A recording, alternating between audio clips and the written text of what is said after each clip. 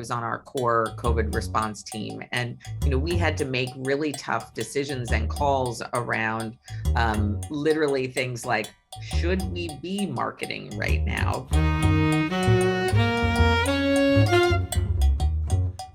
Let's bring on Daniella, our assistant vice president of MAC. Welcome, Daniella, and Heather, who hopped on right simultaneously.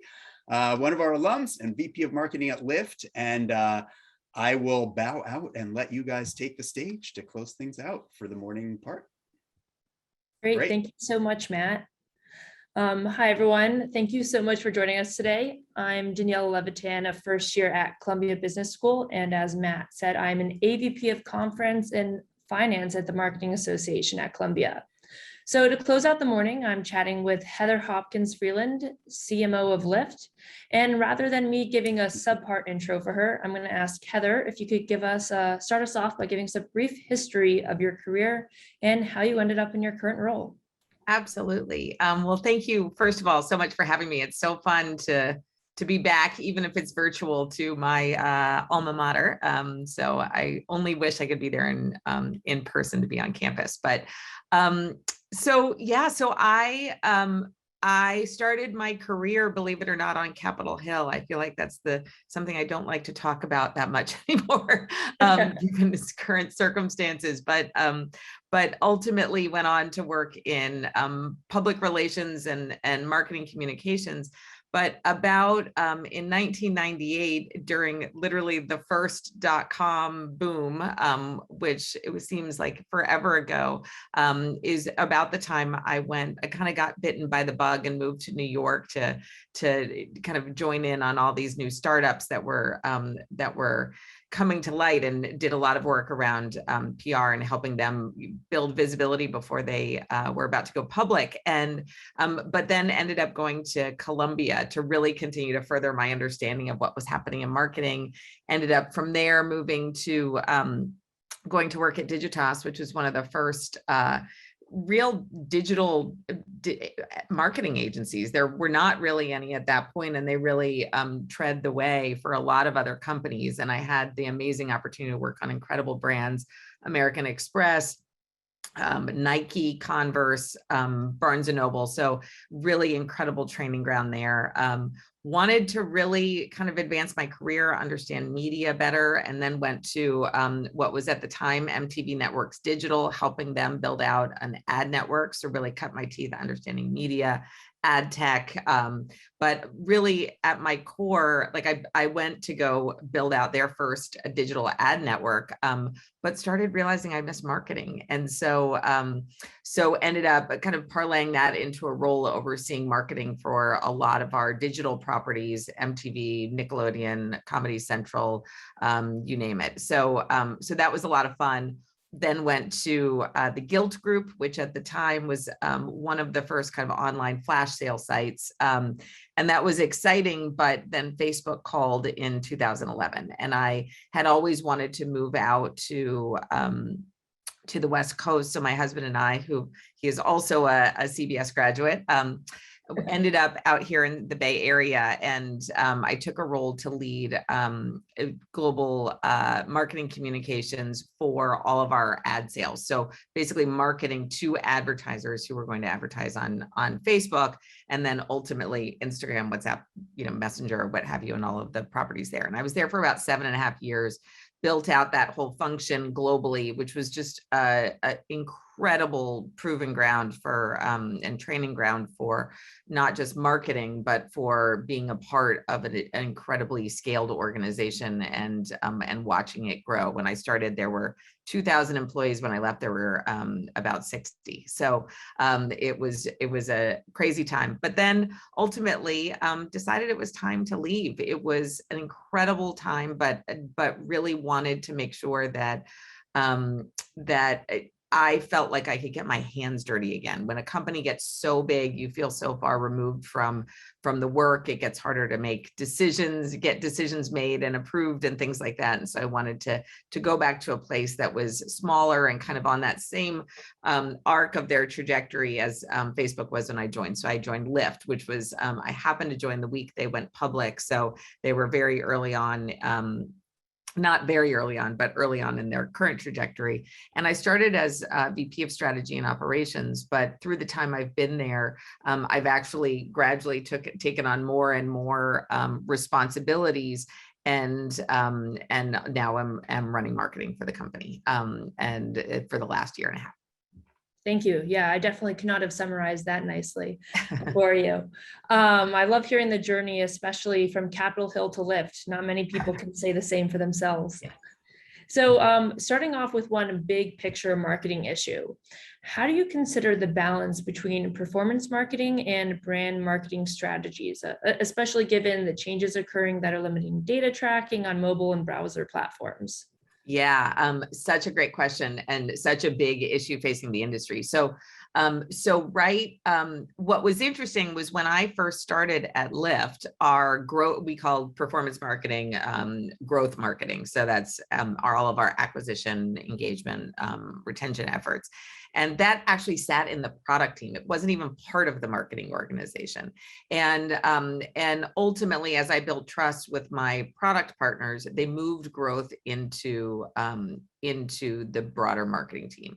And it is proven to be a massive unlock. And I believe that you can't look at growth and brand as two separate entities. They are one, because every single impression that you have with a customer is a moment to build your brand. So if you're thinking about it purely on, I have to drive this action over here, I don't care what message I'm sending, I don't care what this looks like, I just want to drive the action, then you are missing the longer term game for your brand. And so what we've started to do was we started to think about everything from creative differently, so that we were doing lots more creative testing for our performance marketing, and we started stitching together our campaigns to look at them truly as full funnel. And what was interesting was the way the company had previously seen these two entities in terms of allocating budget and resources was very different. You know, we have a business where we are constantly fine-tuning our marketplace balance to get the right number of riders and drivers on the road at any given moment, which takes a lot of effort, incentives, et cetera. And that's our kind of performance marketing arm. But they had such a short-term view of things. What we were seeing was that we would run an acquisition campaign or an engagement campaign to get one more driver hour or one more rider in a car, and that would change behavior instantly, but then it would revert back to the mean and continue on. And it kind of went like this. What we started to do was run tests that showed what happens if you look at this truly full funnel brand all the way through. And what we started to see was a curve that went up like this in terms of overall performance. And it didn't just revert to the mean, it sustained over time. So we were running and landing brand messages at the same time as running acquisition and engagement campaigns. And we were starting to see long-term sustained behavior. And through tests like that, it started to enable us to gain more trust and respect and support for marketing, so that for brand marketing, so that we could start thinking about those two things together to drive improved performance. A few other tidbits on that too. One of the things I remember, and this is just in the last 6 months, is I've been trying to educate the broader company, because in a tech company, everyone thinks, we're constantly running experiments, testing incrementality of every marketing channel and activity. And what I have been working to do is to educate people that, yes, brand takes a little longer to measure, but there are ways that we can start to see key indicators in our performance along the way. So I started, instead of doing things like brand lift studies and and things that our product teams just didn't understand, I started looking for proxy metrics in the product that they cared about, that we could see behavior moving from brand. And so suddenly that started to gain credibility. And then I started educating them that, brand is not just Super Bowl commercials and TV ads, but it is also about using some of the same technology and some of the same attribution tools that we can use for performance. And suddenly I started to earn more of that credibility for investing more in brand, which is where we'll be as we head into 2022 again. Oh, okay. Wow. And I'm curious maybe if that'll fit in at all into this next question, which is, COVID has further accelerated digital interactions between brands and consumers. So how have you seen it impact the overall customer experience? And can you also talk about how Lyft pivoted when they faced the pandemic? Yeah, I mean, it's interesting because since Lyft is kind of a mobile first, digital first company, we've always had really strong digital interactions. We also have very strong personal interactions between our riders and our drivers in particular.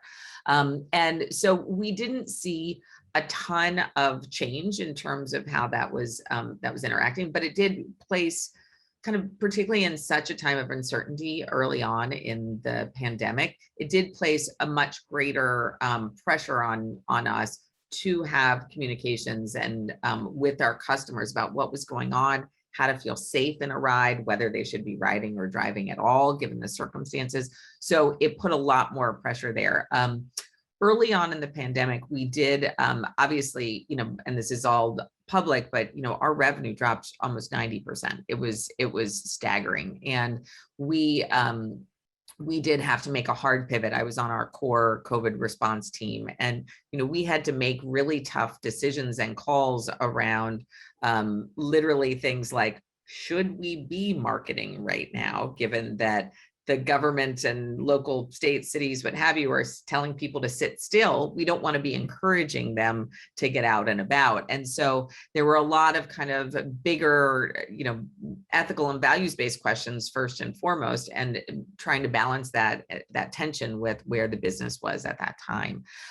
So a lot of that, and then it was pivoting to, how do we think about safety? And we have always placed a premium on the safety of our riders and drivers in the cars, and that's a big part of how we think about our products and the services we provide. But suddenly safety had a totally different definition for us. Safety was health safety, which no one ever that wasn't a term that existed 2 years ago. And so we had to focus on building new products, building new protocols for cleaning cars, building new rules, and building that into the app, enabling people to prove that they were wearing a mask just through technology. And so there was a lot that we had to do to really rethink what we did. And one of the things that I think was one of my biggest takeaways, and I think is has helped us scale and continue to operate efficiently, kind of even in light of this, is, early on, we built principles around how we were going to operate during this time.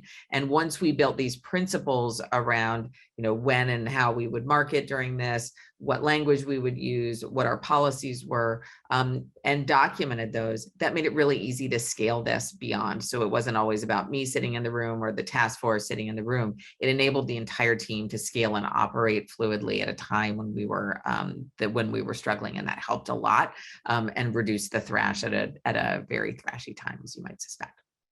Yeah, so very interesting. Also, the ethical dilemmas that you had to face while also, sustaining your own company. Yeah, super tricky, super tricky.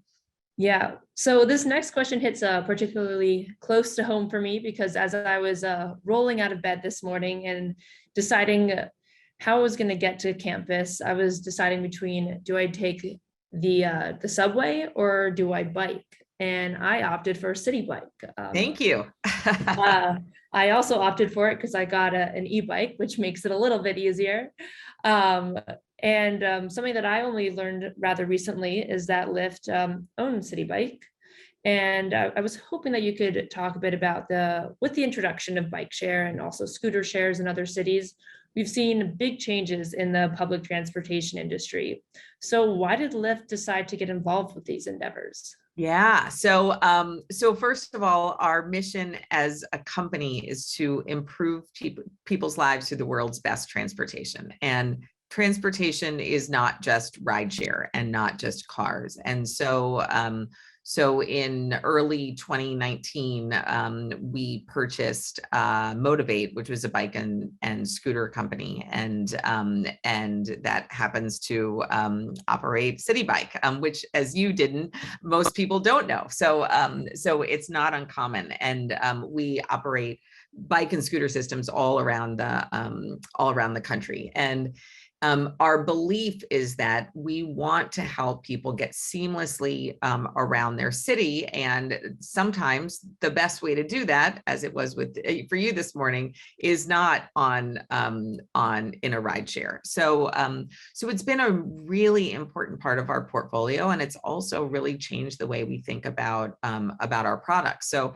there are some times where you may actually call up to try and get to point A to point B, you enter your destination, and we may recommend that you take a bike over to public transit even. And we do have public transit integrated into the app in a lot of cities as well. And we want to make it as easy as possible for people and what have you. What's been really interesting is watching how this has evolved, particularly through the pandemic. So we've seen record high rides consistently throughout, particularly on City Bike, consistently over the last year. City Bike is now the largest bike share system outside of China in the world, and it's been a really important part of our portfolio. One of the things that we will be investing in next year is actually telling the bigger story of the connection between Lyft and City. And the City Bike system, because we had to do a lot of technical work first so that it was fully integrated into the app, which it was originally not. But now that it is, we really want to make sure people can understand the full suite and have a full picture of what their transportation options are. From a mission standpoint, we take that really seriously, and one of the things that we're doing is really starting to widen our view of what transportation means and is. We had started out and built an autonomous vehicle company. We divested of a lot of that, not entirely though, during the pandemic, and still have strong partnerships with Toyota and Waymo and many other organizations to keep our toe in that water, because we believe that's an important part of the future of transportation. And a lot of the products and offerings we're rolling out next year are actually going to be looking at the transportation definition even more broadly to help people in all of their transportation needs. So super excited about how we're thinking about that in the future, and how we're going on that path. Yeah, I'm personally very excited to see as well. And just a follow-up question from someone listening in, Rob Schwartz was asking, was there any consideration to rebranding City Bike to Lyft? So actually, there's a lot of things tangled up in that. So City Bike had a long-term contract. They are sponsoring that. It also has a great brand. So I think one of the things that I think it would be hard to unseat probably your reference to City Bike to Lyft Bike, just from a nomenclature standpoint. So while we want to increase our branding there, there's a lot of legacy, both contractually and from a brand standpoint, that we're not quite there yet we're not willing to kind of make that change just yet. Great, thank you. So shifting gears a bit, over the last few years and then accelerated by COVID, we've seen many deep-seated societal issues rise to the surface. Can you talk about the challenges for brands in this environment, and then how Lyft has addressed them both internally and externally? Absolutely. I mean, it has been obviously an incredibly intense time for our country. And one of the things that Lyft has always been willing to do has been to stand up for our values. And I think this goes back, and this feels like ancient history, but in 2016, we actually took a stand against the travel ban that then President Trump put in place because it was going to have a materially negative impact on our drivers. And we took a stand against that. We also made a donation to the ACLU around that as well. And that was really one of our first forays into taking a stand on an issue that we felt was materially negatively impacting our customers. So that has always been in our DNA. And so when more and more issues started to arise over the last 2 years, we felt like it was part of our heritage, part of our brand DNA to have a right to articulate our views on these issues. But we have some really key principles, and I think it's really important for brands to think this way. We don't want to weigh in on any topic. We want to weigh in on things that have meaningful impact on our rider or driver experience. And so otherwise it can feel disingenuous. It can feel disconnected from the values of our brand. It's the equivalent of a lot of brands painting their logo rainbow for pride, but not doing anything else behind it. So we want to make sure that one, we have kind of permission to play in this area, that it's relevant to our customers, and two, that we are not just saying it, but we're taking real action around it. One of the reasons that we felt like we could weigh in on what was happening last summer around racial tensions and Black Lives Matter was because we have a very strong history supporting communities and helping to make sure that we are supporting communities of color in particular. So we have a program that we have for a long time. It started with Round Up and Donate, where people could round up their fare to the nearest dollar and donate that money to the charity of their choice. But we've since expanded that to our broader Lift Up program, where we use funds to give people transportation access. One of the things that a lot of people don't realize is that access to transportation can be a barrier to good healthcare, can be a barrier to getting to healthy food where there are food deserts in certain communities. It can be a barrier to getting to a job interview, getting to the vaccine, getting to vote. And so what we've tried to do is to take our brand and use it for good and support communities in giving them transportation access. We work with all sorts of organizations, from the YMCA to provide bike share access to kids, to the NAACP to provide rides to communities of color for jobs access. So I think there's a lot of good there. So because we already had that in place, we felt like because we felt like the pandemic was disproportionately affecting communities of color, and in particular, there were a lot of communities of color who were essential workers, needed ways to work, didn't feel comfortable riding public transportation. So we had a right to play and have a voice in that moment. So last year we did kind of come out and form a coalition of organizations that were designed to help support communities of color with transportation access.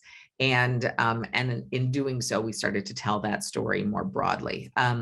And then this year that came to pass in a very different way. And we were one of the only brands, and definitely one of the first, to take a stand on SB 8, which was the ruling in Texas around abortion, and kind of putting an end to abortion beyond 6 weeks. And that seems like a really dangerous territory for a brand to step into. But the reason we felt like we could and should was that in the legislation, it actually called out specifically that rideshare drivers could be liable and could be sued for driving someone to an abortion. Now, our rideshare drivers have no business understanding why or where they're taking their passenger. It's kind of just a really crazy kind of extension of the law itself that was put in place. And so we felt like it was important to put our voice out there, to stand up for our drivers in this moment, and not just put it out, but we set up a legal defense fund for them. And we also made sure that we were kind of putting our money where our mouth was and supporting Planned Parenthood with that as well. Oh, thank you. And now I also just want to encourage everyone to send in your questions. We'll still have about 10 more minutes. And just a couple more questions that I have for you here. Sure. About data. So you've talked about data a fair amount, and I'm curious if there's any other ways that Lyft uses data to help in its decision-making of customer experience or other marketing strategies.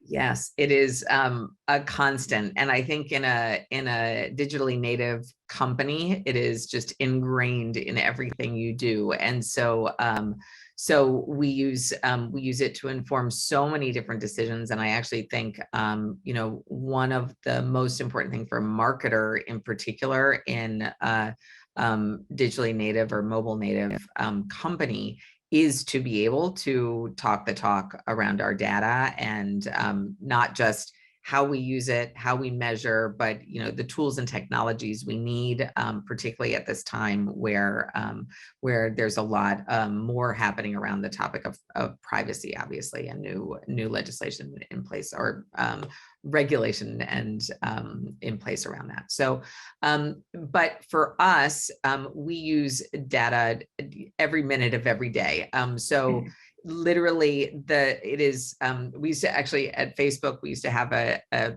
posters on the wall that says data wins arguments. And that was kind of ingrained in me. So you don't show up to any meeting unless you can kind of prove it and you have the numbers at your fingertips.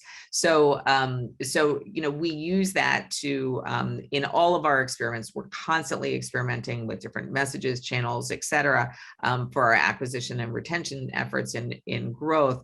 But we use it even further upstream. So it's not just about proving the effectiveness of those campaigns or programs or the incrementality, but we're using that to inform our targeting. So for example, we can look at our user behavior and say, okay, what we're seeing is that these types of customers, based on past behavior, are more likely to use XYZ product. So we can build in AI to find, okay, what are people who look like them, so that we can target them and market that product to them.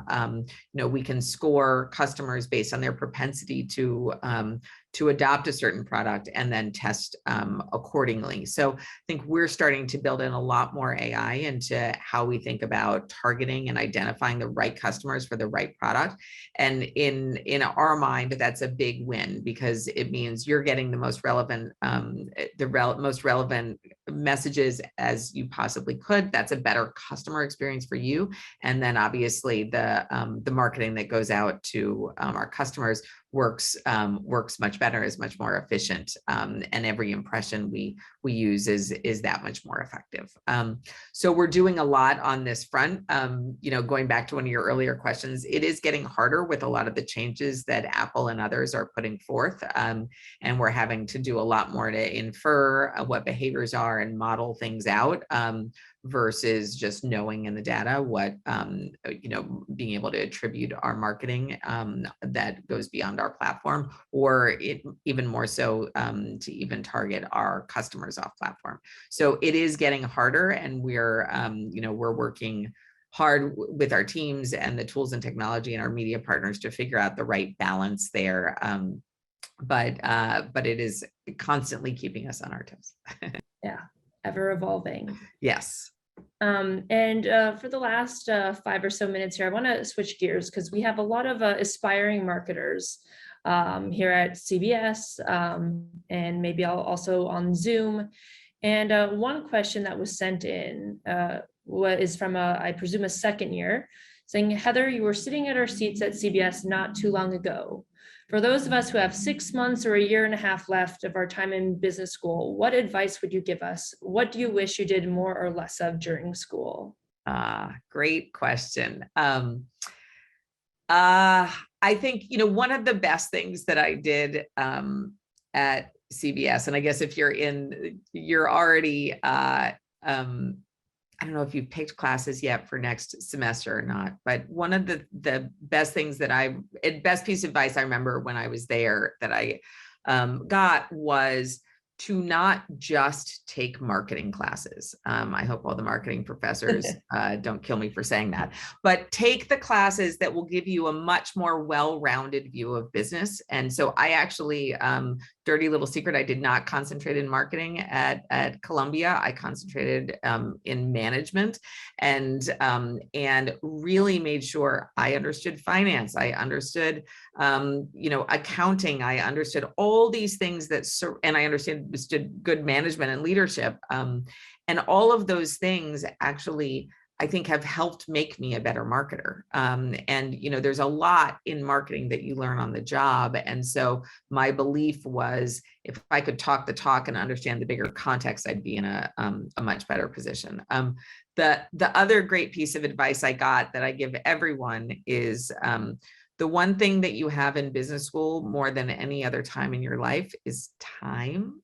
Meaning time off, time for breaks, spring break, post college. Use it. I know these are weird times, but given travel circumstances and what have you, I traveled as much as I possibly could while I was in business school, and it was such a gift to be able to see the world. Bonin was obviously just talking about this as well. I think for a marketer in particular, opening your eyes to the world around you is, and being really present and taking in all of those insights on human behavior and culture are just worth their weight in gold. And so definitely make the most of that to the extent that you can in these crazy times. Thank you. Thank you. I'll make sure to keep that in mind as we are now in course selection for next semester. Perfect. There you go. And then the last question here, I think, to wrap things up is, are there, or would you say there are any universal truths for advancing in the field of marketing? Yeah, it's funny. I had the pleasure of sitting in on Bonin's last piece of his session, which was incredible. And the things that always come to mind for me are not dissimilar from what he said, which I think the culture piece and staying connected with culture is so important. And I'll give you a kind of a funny example. We just did a promotion with Young Thug. I am a 50-year-old woman, and for no reason should I know and understand who Young Thug is as a musical artist. And but we just did a promotion with him where it was super fun. One of the insights we have about our customers is that one of the bonding moments between riders and drivers is sometimes over music. And there's kind of special things that happen in a car where the driver puts on a song and people start singing together. And then on the flip side, a lot of artists, as they're releasing an album, one of the things they love to do is go listen to it in a car, because you hear different things in it. And that's where a lot of people will be listening to music and they want to experience that. So we actually did a sneak peek of Young Thug's latest album in a Lyft ride. He hopped in, surprised a few drivers, and played it for them. And we caught it all on tape, which was pretty awesome. But as, again, a 50-year-old woman, there was no connection of me to Young Thug.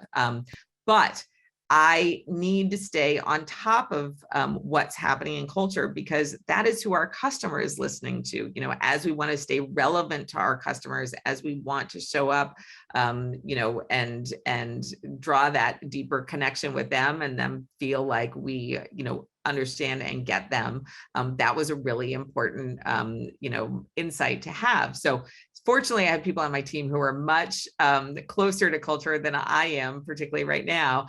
But I do, and they brought this idea to me. But for me, I was like, let's do it. I trusted them. I felt that connection to them, and that they knew that this was the right artist for us to invest in. And so staying close to culture is huge. The second thing I would say is, and it kind of goes back to something I said before, is sometimes marketers, particularly in tech companies, like CPG is one thing where marketing is put on a pedestal, right? But in tech companies, product is on that pedestal, not marketing. And sometimes marketing is thought of as something that's not as important or in terms of moving the needle for product. And so talking the talk and speaking the language of your product partners is worth its weight in gold. So really leaning into product, leaning into how to influence product with the brand values, leaning into using the same metrics as products. That is the currency, and will get you far working in a lot of these companies. Thank you so much for your insights, Heather. Really appreciate your time today. Of course.